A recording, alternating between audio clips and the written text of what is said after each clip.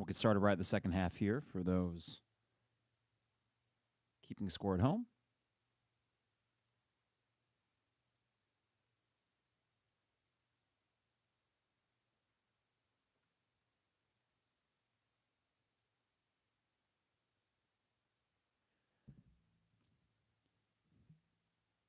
It is the 200 level Mike Carpenter in the basement studio for the second half of the Illinois Colgate game, and right now it is underway. 19:40 to go, 44-27 Illinois lead, and an impressive first half in a game that, by many accounts, could be the proverbial letdown or the no-show game before Missouri. Now there were moments where Colgate would, pop out to a little 5-6 nothing run, but when Illinois built up such an early advantage, it didn't really matter. And also, when you have Terrence Shannon Jr. and the other team doesn't, you already have a leg up. Illinois has used that to their advantage today. Terrence Shannon has been off the charts good, and really this is the entire season how good he's been. Tennessee was the off game, and he still dropped 20 points for you when all was said and done. That's the floor for what he can do, and today we're seeing the ceiling. So what we're going to talk about today is a little bit of play-by-play, and hopefully we don't need to get too nitty-gritty with it, as Colgate, offensive foul on them, and we'll go back to Illinois. No one scored yet in the second half. We'll be able to basically make this a regular podcast while the game is on and talk about this game, the rest of the non-conference, which are two other games other than this, Missouri and Fairleigh Dickinson, and that's it. And then you start Big Ten play, and yesterday was a day that reminded you that there's a couple pretty good teams in the Big Ten, but as far as the depth is concerned, not so good, right? And it's such a great opportunity coming up for Illinois in January and February to stack a lot of wins. And outside of Purdue, you really do feel like you probably have the second best team in the conference. Now, Quincy Guerrier is going to go the line here. What we're going to do is mix up the sponsors throughout this podcast. I want to hit all of them real quick at the beginning before we get them individually. But DP Dough, online at dpdough.com. For all the best deals and prices, go to dpdough.com. They deliver anywhere in Champaign-Urbana. Custom zones with any topping you want, or one of their favorites like the Maui Wowie or the Buffer Zone, online at dpdough.com. Also, State Farm agent Brian Hansen, online at brianismyguy.com. Dogtown Heating, Air, and Plumbing. Give them a call at 217-841-4728. Dogtown Heating, Air, and Plumbing, your home's best friend. And finally, Owen Builders, LLC, online at owenbuildersllc.com. Everything from home additions to patios and decks. And, hey, if the weather's any indication, they can work year-round, as it's been a pretty warm December. But honestly, they can work through adverse stuff as well. They're great. OwenBuildersLLC.com. Champagne Showers Podcast Network as well. So here we are in the basement, and this is somewhat low-key, not a high-octane second-half podcast like Tennessee or Florida Atlantic, and part of that is your opponent. But as I mentioned at the very start of this podcast, this game did have all the ingredients to where if it was last year's team, you would have felt like, oh, they're going to come out and they're going to sleepwalk. You were not getting that from this Illinois team. A pretty focused performance, really good on the defensive end. I think Ty Rodgers has had his best game of the year. As far as a point guard is concerned, of course he's not your traditional point guard, and I'd love to have a playmaker like Ray J. Dennis, who was really good, while not many others were good for Baylor yesterday in their blowout loss to Michigan State. But Ty Rodgers, I want to focus on him for a second, because what we're seeing from him today, rebounding has been off the charts good. We know the defense can be really good for him, but we've seen the ability for him to drive to the lane and then find quick, easy drop-offs for Quincy on one play, I think Dane on another. The finishing around the rim has fallen off a bit for him, but I really do think in terms of being a quote-unquote facilitator, you've gotten today about the best you're going to get from Ty, and I think that can play a role within the offense in that starting five. Now, it's Colgate ball with 17:40 to go. This is one of their many big white dudes taking it in, and he gets it over Quincy to make it a 17-point game. 17:30 to go. Here's Coleman on the feed from Damask. Now, for some of the not-so-good, and we will talk plenty about the good, especially Terrence Shannon Jr., and they call an offensive foul here on Coleman Hawkins. It's getting a little bit ugly out there to start this half. Marcus Damask has not been good. Again, just kind of a non-factor. And you can win without him scoring 33. You can. But if you can somehow get him to 12-ish a game, not even 15, but like 12-ish a game, he's in the starting five. He's going to get his opportunities if he wants them. So to see that in the first half from him was a little bit disappointing. But I guess if he's going to be that streaky guy, then maybe that just means he's saving up for Missouri. That's the only really silver lining I can think of in what is the second consecutive game where he's not done a lot for you. And I don't think he's necessarily a great defender. So if the shots aren't falling, he's just kind of a guy out there. And I don't want to, bring up an old name and I'm not trying to roast anybody, but he's basically then becomes Bill Cole. And he's just kind of there. I think that he can be better than that. And I'd like to see some more assertiveness because ever since that 33-point game, I just don't understand why he's not. I understand Tennessee, but this would have been a perfect bounce-back game I would have felt like for him. So 3 turnovers already for Illinois this half in the first 3 minutes. 2 fouls called on them as well. This is Colgate, one of the big white guys, and it's off. I mean, Colgate, pretty messy themselves. I thought that was off Colgate's foot, but we'll see if they keep it or not. Looks like it'll stay down here. But a 17-point lead for Illinois. And I had mentioned Terrence Shannon Jr. at the start, and I was thinking about this and trying not to get hyperbolic about what he can or can't elevate this team towards. When you got a guy like Terrence Shannon Jr., you always have a chance. You always have a chance, and even against good teams. We saw that against Florida Atlantic. You also know that if he'd been a little bit better against Tennessee, you might have had a chance in that one as well before it got a little bit away from you. So with that in mind and trying to project for the rest of the season and what this team's ceiling is or is not, as Damask almost gets the ball taken away from him with 16:30 to go here. When he's on one like this, that is a kind of player that can get you to the second weekend. And that's really what this season's all about, right? There's no delusions about a Big Ten title, not the way Purdue's playing. I don't think, at least. But the way he's going, you are certainly vying for second place in the Big Ten. You're vying for, like, the number 4 seed in the NCAA tournament, like the selection show or the seedings that came out today, yesterday from Bracketology, from Joe Lunardi, who I know isn't always the most accurate compared to other guys, sure enough had Illinois as the 4th 4 seed. Florida Atlantic was another 4 seed as well, and that's probably going to stick because they aren't going to lose games.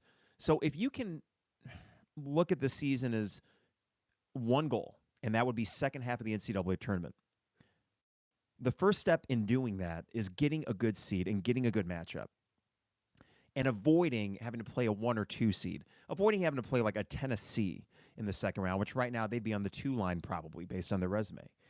And if that's the case, then this team has as good a chance since the Io Kofi year to make this second weekend. And at that point, when you've got a guy like Terrence Shannon Jr., you just take your chances. There are very few games in which you'll say Terrence Shannon Jr. is not the best player on the court. There's Quincy Guerrier with a 3. So it's a 51-29 Illinois lead. They've stretched it to 22. And that counts for something. And, basketball is one of those games where football, if you are missing a few pieces, it doesn't matter if you have an All-American like a Johnny Newton. It's just not going to come together. But in basketball, when you have someone like Terrence Shannon who fills so many needs for you, it just takes so much of the onus off of other guys that are effectively role players, but they're pretty good role players. Terrence misses this 3. It's going to go back the other way here, but still a 22-point lead for Illinois. So that's really all I was thinking about in this first half here, watching this and seeing Terrence dominate the way that we've seen Terrence dominate before. And Colgate, I know that they were considered, hey, this is a really good team coming in, a good mid-major. They've been the 3-time Patriot League champions. They've been in a few NCAA tournaments recently. The spread was 17.5, and you're basically playing with that today. I think there's good enough players on Colgate where I'm not looking at this game and thinking that, Terrence is just doing this against a bunch of scrubs. And when you see what he's already done against the higher level competition, and we can date back to last year for that too, this is someone that is at the moment an All-American, and I don't see that changing. So the question is, can the other guys fulfill their roles in an effective enough way to really elevate this team's ceiling? Now, the crucial guys to that would be Coleman Hawkins, who has not had his best game today despite making a couple threes. Quincy Guerrier, who is kind of quietly but consistently filling his role as a rebounder, an occasional three-point bucket. Ty Rodgers, I think, again, having the best game that he's had in a while. Swiss Army knife, everything really except scoring. So that leaves the Damask and Luke Goody as somewhat the wild cards offensively, because this offense is getting theirs today even without those two guys. So you got different options. And then a Justin Harmon, who I continue to be impressed with in the minutes that he gives, not just as a guy that can score a bucket or two, but also as someone that can defend and rebound a little bit as well. He just seems to be really active defensively, especially in the passing lanes. So this is, as I said on last week's podcast, called it ahead of schedule, because I felt like going into this season that this team was going to be good objectively, but frustrating because of what they didn't address in the offseason. What I did not count on was this early, or maybe at all, them coalescing in the way that they have and kind of finding an identity that works. And perhaps most encouraging of all is it's not just that they found an identity, right? It's that they are doing it consistently and they aren't getting lazy about it. And if it isn't working on one possession, they're still trying to, take it to the rim on the next one. There's a patience with this team and not forcing the issue so much, knowing what they're good at and staying the course. Now, it's early in the season, right? We're 9 games into it. This is game 10. And there will be valleys, I'm sure, and there will be moments of frustration. And even in that first half, despite the lead, you see these moments from certain individuals and think, oh, God, if only they did this, that, or the other. But collectively, this thing is working far smoother than I thought that it would. And, I was a fan of the offseason acquisitions they did get. I thought Justin Harmon was a good role player. I thought that Damask and Guerrier, you'd probably slot them in the starting 5, and sure enough, that's exactly what you've done, and that you were going to have a smarter and more likable team. That I knew for sure, but I did not count on them offensively finding something this early. And, boy, it's been probably a couple weeks since I've watched a game and felt like, man, we just don't have a lot going offensively. Actually, I say that. I guess the Florida Atlantic game, a 3 from Terrence is no good. Now we're starting to maybe force a few more threes, but you're still up 22. But the Florida Atlantic game, the first 4 minutes, that was, oh, God, our offense is going to have these moments. But then for the other 36, it was fantastic. So those 4 minutes at the start of the Florida Atlantic game, that's been the aberration in the last few weeks. For the most part, when this team needs to get a bucket, they can. And, I mentioned that this team was going to be more likable. Objectively, they're more entertaining as well. Last year's team had their moments as Damask gets stuffed. Last year's team had their moments, especially in the early going, where you thought, wow, like this could be something really special. I certainly thought they were going to be. Whoops. Miscalculation on that. Not the first or last time that I'll be wrong about a team. But it's the pace with which this team plays. The fact that they are able to go pretty up-tempo, and it seems like they're comfortable in that. And there's not a lot of other Big Ten teams that go by that. So it's not a team that, earlier this year I would have thought, yeah, well, we can muck it up with the best of them in the Big Ten. I don't think this team's a muck-it-up kind of team. They can be if they need to. But I think that what we're seeing is a team that is more and more trying to impose their will, and they're gaining more confidence in doing so. So when it comes to the Michigan States of the world, the Ohio States of the world, the Wisconsins, the Marylands, I think this team is going to match up pretty darn well. Purdue, of course, is that outlier. Now, I say all this, and Damask continues to struggle. Got blocked, missed a 3, got a foul drawn on him. And there's a weird thing with Damask that, going back to after the Florida Atlantic game, Brett Underwood talked about, it's just a confidence thing for him. And I'm thinking, what? I thought the whole deal with Damask coming from Southern was that he was a confident guy, a heady basketball player. Why are we necessarily having to do the head game with him? That is a bit of a surprise. Now, he's on the bench right now getting some tutelage from Tim Anderson, and he takes a seat. He's got 6 points and 4 fouls. It's been a frustrating 2 games for him. Talk about ceiling all you want, but as I mentioned earlier, 12 points a game from him, that's great, not 33. And if you can do that, then you got something. But if not, then it really becomes a question of, can Justin Harmon get you more or somebody? Because offensively, you do need someone else in the backcourt that can get you some. Now, with 13:10 to go, Dane, who got a lot of tick in that first half, gets fouled. And I thought Dane pretty good for the first half. I'm glad that he's getting some minutes here, and this seems to be a favorable matchup for him. And it's probably just going to be all about matchups for him. But in order to get him out there, gain some confidence, I think he can play a role well, I know he can play a role this season. I think in the Missouri game, he's going to get some minutes as well. And sometimes, if other things aren't going well, he's a guy that can get you an easy two. There's value in that. 13 minutes to go. Terrence with the ball, kind of alone on the right side. They're doubling him up a bit. He finds Ty, who kicks it back out to Justin Harmon, but a sloppy pass, and fortunately goes out of bounds off of Colgate. But the possession didn't change. So I think there's only 2 on the shot clock for Illinois. But actually, they're going to say that was a steal by Colgate, and then they just couldn't keep it. So they reset the shot clock. Pretty good break for Illinois. 12:54 to go. And this is Luke Goody up top. No, they did not reset it. He shoots a long three. Wasn't a bad effort, but Colgate gets the board. So we've been stuck here at 51-29. What happens sometimes is you get a big lead and you get a little messy. Colgate's offense stinks. I know Illinois' defense has had something to do with that, but there's just not a lot of firepower on this Colgate team. And for some reason, another turnover here. And this is Colgate on the break. Block from Terrence, but then Colgate puts it up. But when you look at Colgate's metrics, they play slow. Their offense is not great. I just assumed that a team that had been this sort of mid-major darling, that their identity would be making threes and a tricky offense to defend. Not the case. Now, Illinois missed their last 5 field goals. They are still up 20. Harmon taking it to the rim. No foul called. He drew some contact, but back the other way for Colgate. And they're going to get an easy 2. And when you're up 18, do you call a timeout or let them play through? But a little bit of sloppiness here from Illinois. Is this best case scenario going into Missouri, right? Getting a win, looking good for a big chunk of it, but then you see these messy parts where you can still have a reason to say, that wasn't good enough. I think before the Missouri game, that probably is the best case scenario because for whatever reason, this team and this program have seemed to have problems, and a foul here on Colgate. They've seemed to have problems getting up for that game. So let's talk about that. I think it is very important that you beat Missouri. Not just for the season. I mean, I don't know if that would necessarily be a bad loss, but Missouri has struggled so far. More for the overall vibe surrounding the program and how we feel about it.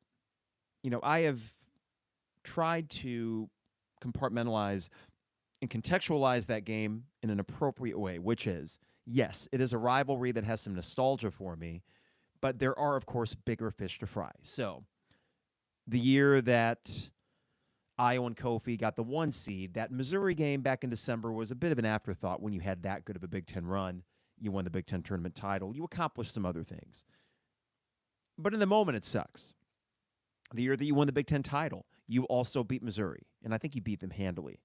But last year was an absolute embarrassment against a Missouri team that was fine. You know, they were okay.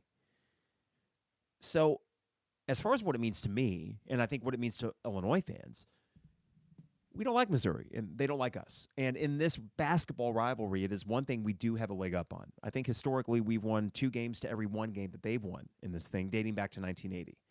And it is a streaky series, except for recently where it seems to be going back and forth a little bit more than usual. But there's really been no excuse for about 3 of Brad Underwood's losses against Missouri. And it's been the fact that they've been lethargic performances as well. Io goes 0 against Missouri. The second year was an early Saturday morning tip-off. This is the year that there was no NCAA tournament because of COVID. And that was a game where Illinois was favored, I think, by 7 or 8 points going in. And on an 11 a.m. tip on Saturday, they were as lethargic as they could possibly be. The next year, in Missouri and in Columbia, same sort of thing, where it took a late effort from Io to kind of bring you back into that game. But again, you just weren't up for it like Missouri was. For some reason, Missouri with Jeremiah Tillman and Javon Pickett and then Mark Smith, they were the aggressors. It didn't make any sense to me. They were the ones that decommitted from you. So what's the beef?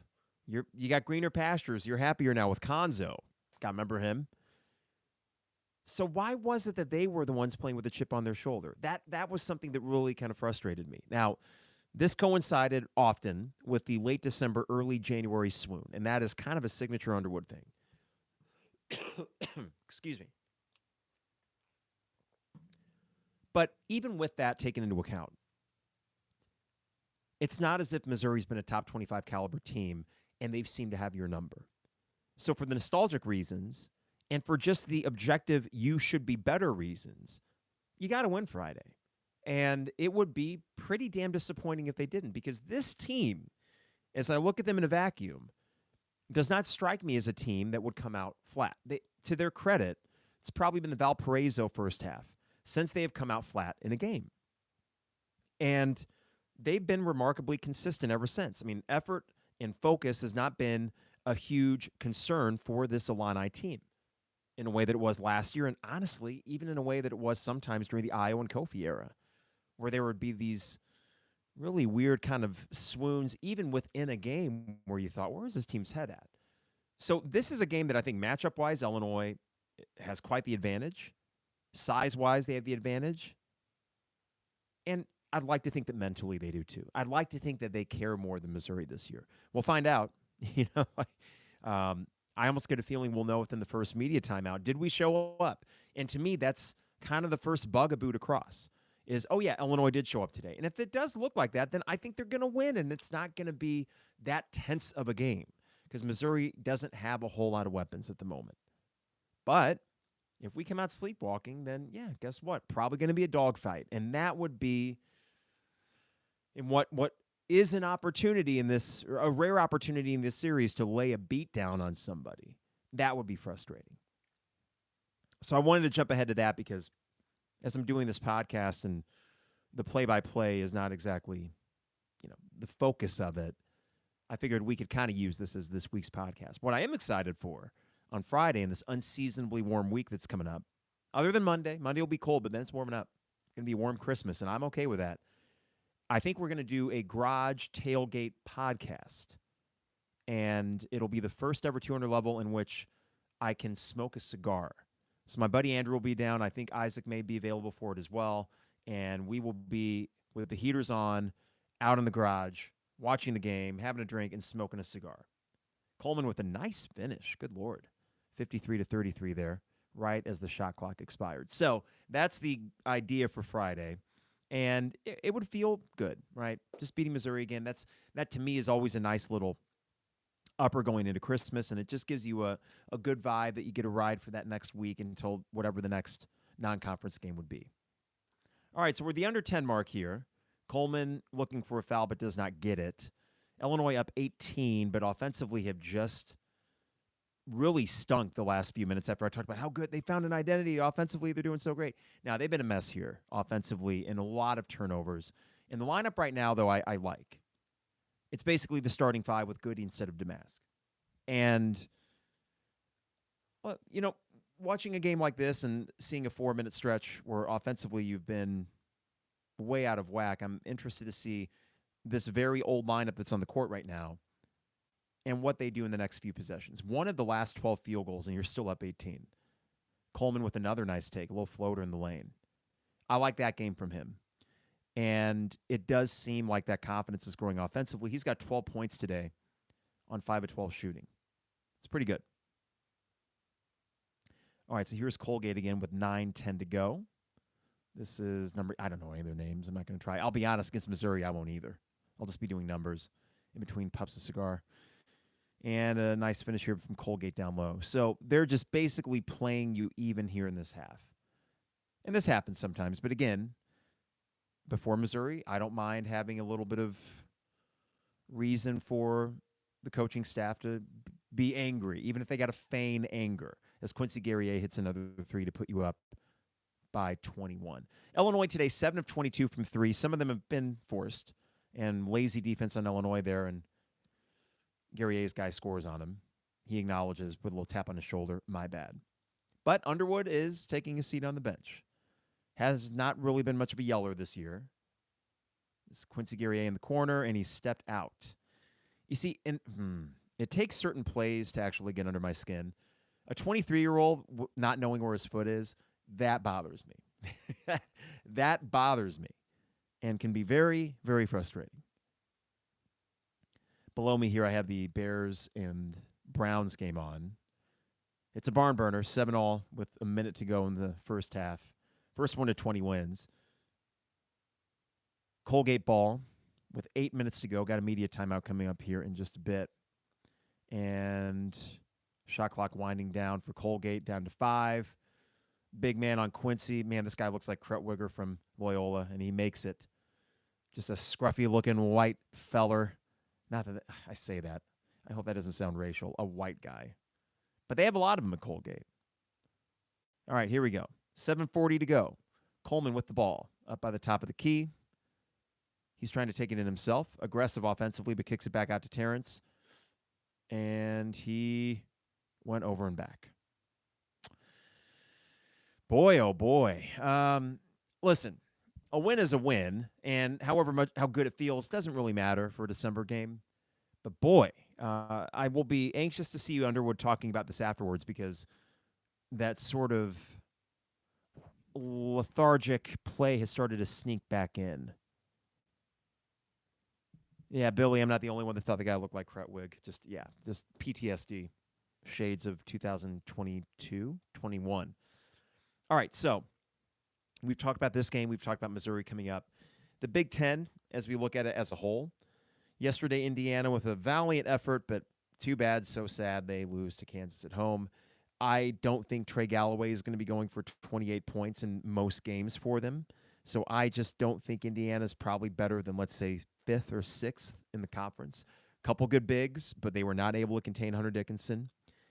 And while that is a tough place to play, and I'm not really looking forward to that, I don't see them as maybe going more than 11-9 in conference, something like that. Maryland still hasn't figured their thing out. Ohio State, I think, is one of those maybe 11, maybe 12-win teams. Northwestern, despite a strong start, when you lose to Chicago State, how good can you be? I know they beat Purdue. I know. And maybe they're clearly somewhere in between beating Purdue and losing to Chicago State, which is to say they're mediocre. But I would place them more in the Nebraska camp of a team that's like a 9-11.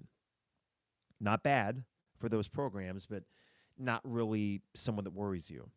So the only basket I'm kind of looking in here is Illinois, Wisconsin. And yeah, I'm still going to throw Michigan State in there despite a rough start. And not just because of what they did against Baylor, but that didn't hurt. It did remind you that they do have some firepower. And I thought that, looking at the box score, sure, Tyson Walker got his, but overall there was a lot of balance in what they did against Baylor. So they are what they are. They're Michigan State. They'll probably get 11, 12 wins in the Big Ten just by virtue of being Michigan State. Though, God, are they 0-1 or 0-2? Because they did lose at Nebraska. They're 0-2 because they lost to Wisconsin. So that's obviously not the best of starts. But it makes me think that if there's one team that is most equipped to, let's say, go 14-8, right? Because I think Purdue's probably like a 16-4. To go a 14-8 seems like a reasonable expectation for, or 14-6 seems reasonable for this Illinois team in this Big Ten. Now, people could rightly caution me and say, Carp, you harped all football season about how the weak Big Ten was going to be the reason why this team would win games. And I often said there's no excuse for this football team to win less than blank because of who they were playing. I stand by that. That's on Brett Bielema. But when I look at this basketball team, it's a different pedigree. The football team and what they had coming back versus what the basketball team is within the context of the Big Ten makes me think that that's actually pretty reasonable. And if you ask most Big Ten analysts who's going to win the second most games in the Big Ten this year, I think Illinois would be that answer.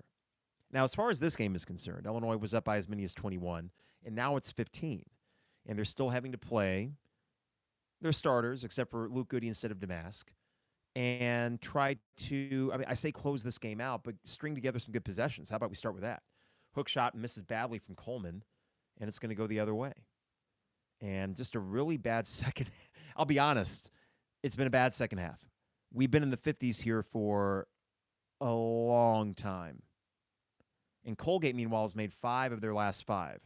So we're seeing that kind of basketball that had this been in the first half, it would be much tighter than it is right now. All right, 6:30 to go. Guerrier on one of these few bigs for Colgate. 5 on the shot clock. There's going to be a 3 here from Colgate. It's up and it's good. It's a 12-point game. How are we doing this? Ugh. if I don't see Terrence just get the ball and take it himself, I might get a little frustrated. 20 seconds on the shot clock. Here's Gary A over to Coleman Hawkins, up to Terrence, and it will be Terrence who tries to find Coleman and instead throws it out of bounds. Brad Underwood is just sitting with his arms crossed, ticked off. Goody, quiet game for him. He's had 1-3, I believe. He sits. And Dane comes out as well. Dane and Damask come in. Goody and Hawkins go out with 6 minutes to go. Now, if this gets to a single-digit game, it gets interesting here. And borderline troubling. The spread was 17.5 for a reason. I did not buy into the Colgate's a really good opponent as much as others, but it is now a 10-point game, 58-48. And Brad Underwood is up off his seat, calls a play. He's not yelling. Ty Rogers running the point, and he's going to try to back in himself off the glass, and a nice finish from Ty. Impressive. All right, so we're back the other way. It's a 12-point lead for Illinois. At this point, finish strong, and get a little bit of that good mojo back, but a nice seal and a dunk from Colgate. So, it's one thing that the offense has been struggling. It's that the defense has been bad now for 5 minutes. Bad. And this is not, as we sit here with 5 minutes to go, not going to be the feel-good game that you thought it might have been 20 real-time minutes ago. Now, Dane's on the baseline. He's going to try to make something happen here.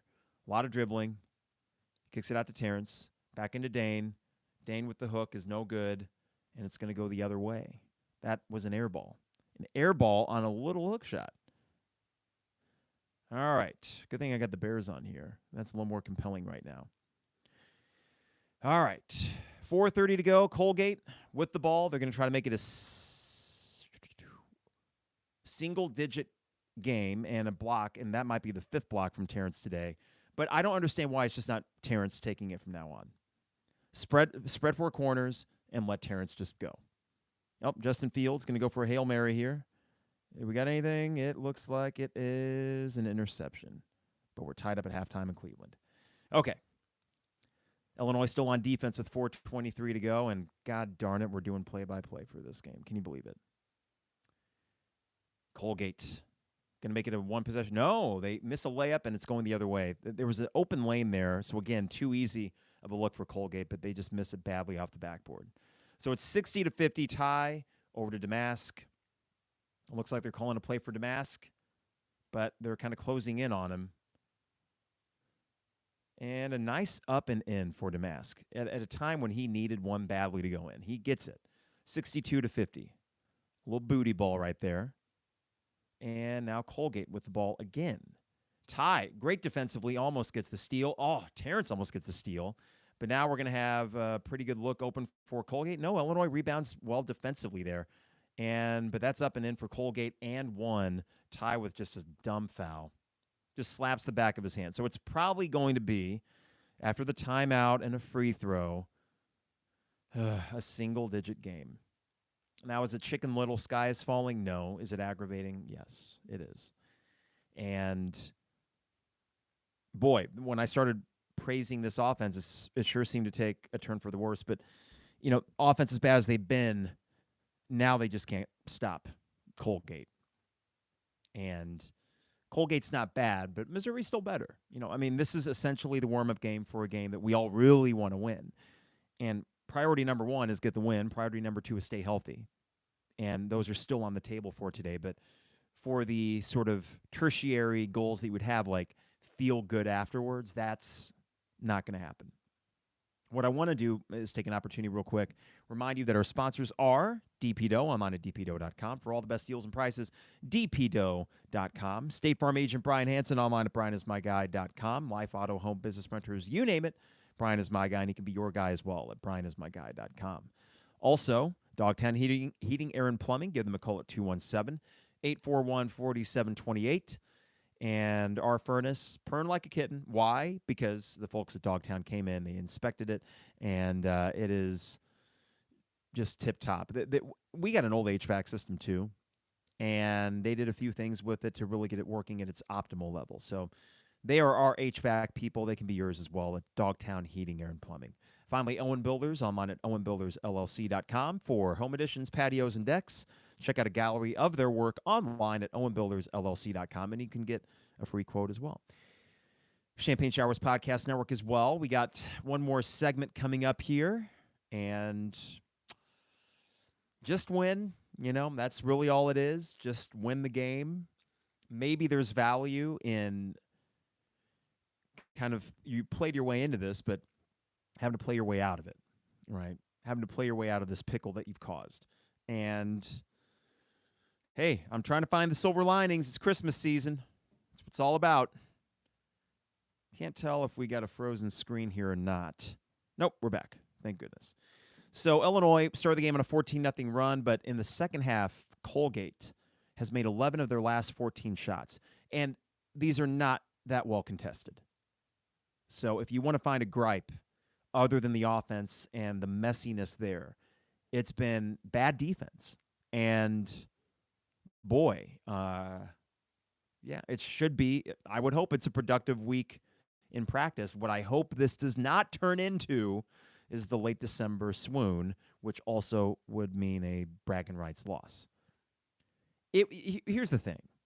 We're going to let this game play out, but just to, losing the Braggin Rights game, I already said it'd be disappointing. Of course it would be. But after what has been overall a very good non-conference, where you're feeling better, now it's a 9-point game, where you're feeling better than you probably thought you'd be on December 17th, that would erase a decent chunk of goodwill, I think. And Fairleigh Dickinson and Northwestern at home, that's not going to bring it back, right? It would take a really good effort at Purdue or something, but man, I'm not banking on anything good happening at Mackey Arena. And we could lose by a lot there, and I wouldn't necessarily be all that down on this team. Damask hits a big 3. Okay. That is huge to see him hit a couple here. Illinois back up 12 with 3:10 to go. Now, can we get some stops defensively and not foul? We got the starting lineup back in there to finish this game, and we get knocked away from Coleman, but Colgate recovers, and the shot is up, and it's good. Man, they are not missing. So the Patriot League champions are making their run. I can already hear in the press conference that Brett Underwood will say, we knew what we were going to get from Colgate, and they brought it in the second half. And yes, that can all be true, and you can give credit to your opponent, but I need to see better. I got to see better. And those plays, they can be frustrating because, yes, Coleman got his hand on it, but it's like someone else just grabbed the damn ball. So here's Damask. It looks like he's going to try to booty ball his way down in for this one, too. He's in the lane. He is not going to get the foul called. Quincy's not either. Quincy does on that second attempt. So he will go to the line with Illinois up 10, and he will get 2 shots because it was a shooting foul. Tommy DeVito, I need to check and see, and I don't know if anyone's in the chat window and can tell me how Tommy's doing today or not. Got some money on the Giants and the Bears. Whoops. That could happen. And on the Bucks, just straight up. No money line, just going straight up. Guerrier misses the first. Come on. Now, I'll let him shoot his second here before I say what I'm about to say. Because I don't want to jinx. I don't believe in jinxes, but clearly praising the offense didn't help matters. He makes a second. Free throw shooting's been pretty good the last few games. Actually, by pretty good, I mean really good. Today is more of a kind of customary 70%, right? But you can live with that, and you're making far more than you're missing and getting to the line at a decent clip. I would imagine Illinois will get some more free throws before this thing's over. 11-point lead.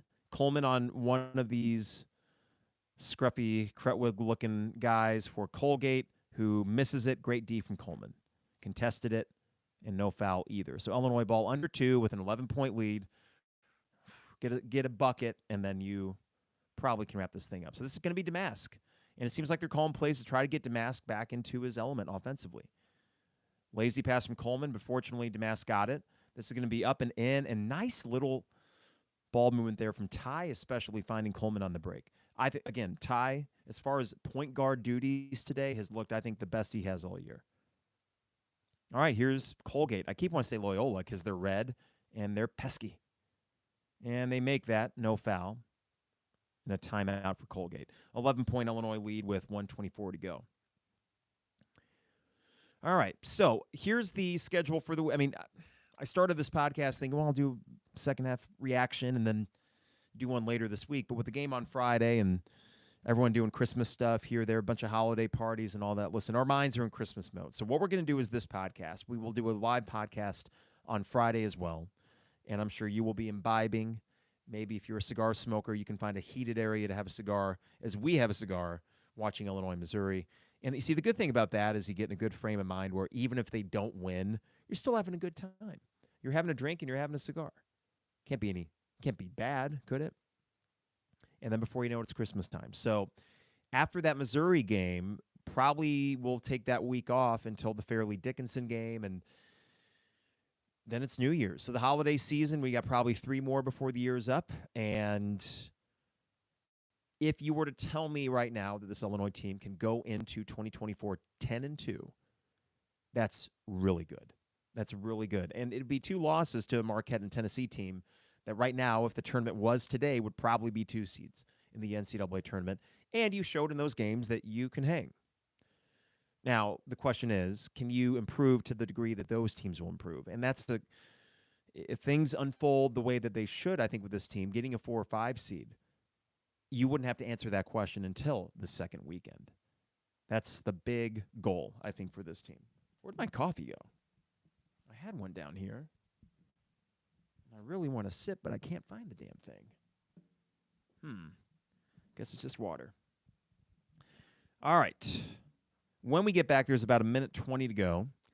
And I'm trying to think if there's any other things that I've seen today that we can extrapolate into. I mean, Coleman offensively getting back into the groove, I think, is one thing to watch. I think Ty Rodgers, again, is the facilitator, finding guys for easy buckets. And it's going to work this way for Ty. He's not going to be able to be in the top of the perimeter and really facilitate all that well up there, right? But what he can do that other point guards may not be able to do as well is get to these unique spots, baseline, around the hoop, draw maybe a double over because he's in a position to maybe get a layup, and then find someone for a quick and easy layup or dunk. That, I think, is going to be his bread and butter in terms of facilitating. Now, look at this. Pretty balanced as far as leading scores. Quincy with 15, Terrence with 14, Coleman 14, Marcus Damask 11. It's as if Terrence is delegated this entire second half. I believe he had 12 in the first half, if not all 14. So offensively, very quiet. A little bit of full court press here from Colgate, but nothing crazy. Damask just needs one guy to beat, and he gets over the timeline. No, he does. So Terrence with the ball, back up to Damask. There are 15 seconds on the shot clock with 1:10 to go. Damask trying to take his guy. He does, up and in. Good to see Damask with 8 or 7 late points here. That is encouraging going into the Missouri game. A long 3 from Colgate is up. It's no good. Rebound for Quincy. And great job and awareness from Ty Rodgers getting rid of that ball quick to Damask, who will go to the line and shoot 1-1 with 48.3 to go. So the game got within 9. We're now 48 seconds away. Illinois cleaned things up offensively, and they strung together some good defensive possessions. And they have an opportunity to stretch this lead back towards the spread.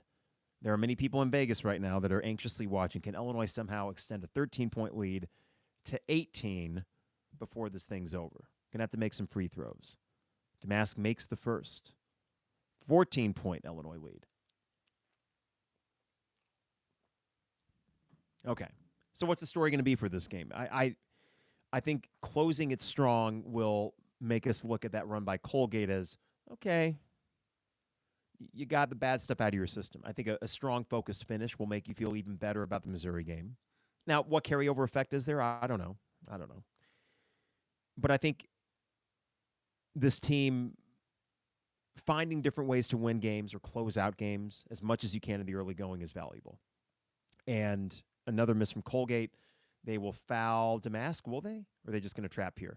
Damask throws it over to Coleman, almost got stolen. And it looks like Colgate will foul Coleman with 28.4 to go. Hey, one more side thing here. Quick basketball game. Started at noon. It's 1:50. I'm going to be able to watch the entire Bears second half. That's how quick this game was. That's beautiful. And in the NFL, that Bears game will be over by 3. So, well done, officials. Even with that really kind of rough second half with a lot of dead balls and turnovers and fouls. Coleman makes the first free throw. It is now up to a 15-point lead. Is that right? So Friday night, Missouri, FS1, 8 o'clock. Going to be a drunk, raucous environment down there. 17-point Illinois lead. I'm guessing that will probably stick. There will be a lot of frustrated people in Vegas because I don't know if Colgate's going to foul again or any of that. And they will try to score themselves, but it's out of bounds, and they'll probably call off the dogs, and many people will angrily throw their tickets away, but not in the state of Illinois, at least not online betting. I would have actually put money on Colgate plus 17.5. Seemed like a lot. Are they going to foul? Are they going to foul? They are not. Oh, Vegas knows. Vegas knows. 74-57, Illinois will get the 17-point win against Colgate and set themselves up for bragging rights. Really strong first 25 minutes, a really rough 10-minute stretch in there, but importantly, and perhaps most importantly, a good closing stretch to get it back to a 17-point win and one in which the game was never truly in doubt. 14-0 run to start the game, for God's sakes. Illinois with their 23rd straight unranked non-conference win. That's the third longest streak in the Big Ten. Just pop that on the screen here. And there we go. So, everybody, have a great rest of your week leading up to the holiday season, and we're going to be back on Friday night. A garage podcast. You'll see the 200-level garage in all of its glory. I'm sure the cigar smoke will be really good for the YouTube feed. It's going to add some nice ambiance, ice clinking in the drinks. It's a Friday night during holiday season, so make up your favorite drink, whatever that may be, and enjoy it with us as hopefully Illinois gets that Braggin Rights trophy back. I think they will. I think they will. And, hey, while we're at it, let's do it with a few style points mixed in there as well. All right, everybody. The women's team is next against Missouri. That's going to be at 3 o'clock. And we will see you all Friday. Have a great rest of your week, and let's get it done in St. Louis. It is the 200 level. See you, YouTube.